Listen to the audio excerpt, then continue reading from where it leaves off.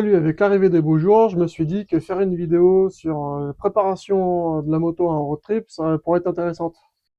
Dans une première partie, nous allons voir tout ce qui est contrôle de la moto. On vérifie le niveau d'huile. Bien entendu, il faut que la vidange ait été faite en temps et en heure avant, hein.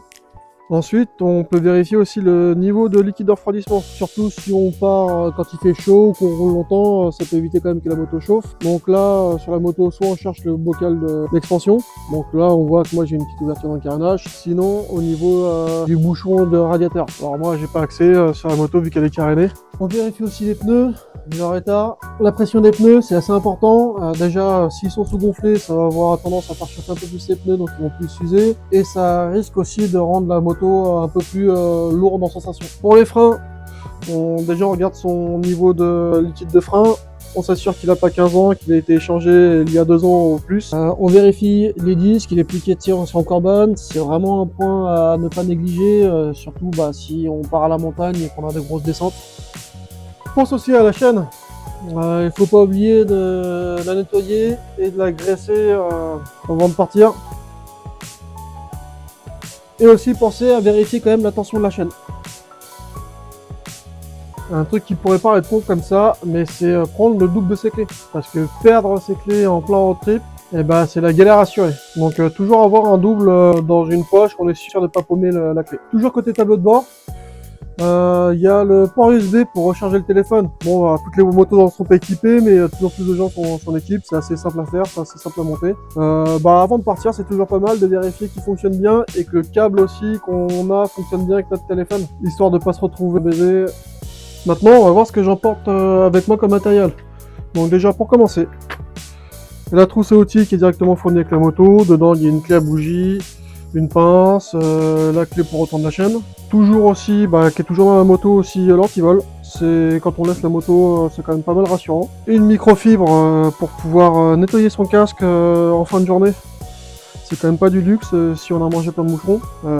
Une bombe de lubrifiant à chaîne. Bon là c'est pas la bombe adaptée au voyage, mais il en existe de toutes petites et c'est super utile, surtout si on fait beaucoup de kilomètres et qu'on roule sous la flotte. La chaîne a tendance à se dégraisser plutôt rapidement. Je prends toujours aussi un peu de gaffeur, enfin du scotch américain qui est plutôt résistant, et puis avec ses petits copains les colliers isolants, ça peut paraître pas mal d'urgence et refixer quelque chose assez rapidement. Ensuite j'ai ma petite pochette où j'ai des outils. Donc dedans j'ai des fusibles de toute intensité, bien sûr adaptés à notre moto, hein. Un petit kit pour réparer les crevaisons, c'est quand même pas mal pratique. Et pour regonfler du coup les pneus, j'ai depuis quelques années un petit gonfleur autonome comme ça coûte pas cher, on en trouve sur 30 € sur Amazon. Et c'est quand même vachement pratique, on met la pression qu'on veut, ça démarre, ça s'arrête tout seul à la pression demandée. Petite clé à cliquer avec ses douilles.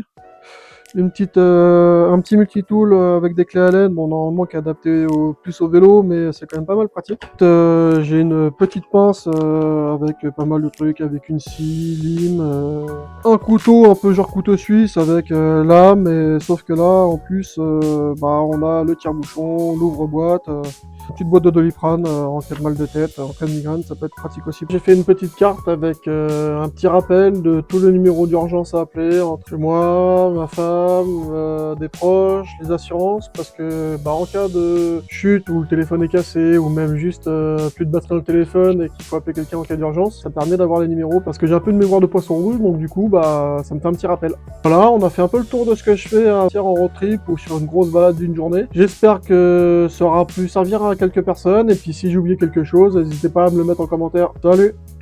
Hey, I'm about to go level up, I cannot settle for nothing, I never been regular, always knew I could do better, I finally made it this far and I'm not looking back, they didn't see all the time that I put in, now me and the money are way too attached.